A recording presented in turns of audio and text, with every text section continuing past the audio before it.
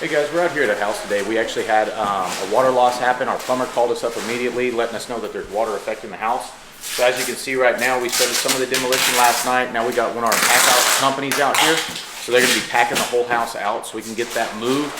This one we're actually doing where we can keep everything on site, because there's a lot of different ways we can do that, by moving it off site, pod containers out in the driveway, different things like that. Here, we'd like to keep everything upstairs, so that's what we're working on doing. So they're working on that. We got our logistics plan where we got our countertop guys coming out so they can help us pop these countertops off and try to salvage that. From there, once everything's packed out in here, we're gonna be taking these cabinets off, so we'll get the floors out. But the best thing is having these relationships mixed with everybody. So we got our plumbers on site, we got our countertop guy en route, we got our Steve running our floors so he can talk to customers about what the new opportunities are, how we can address this.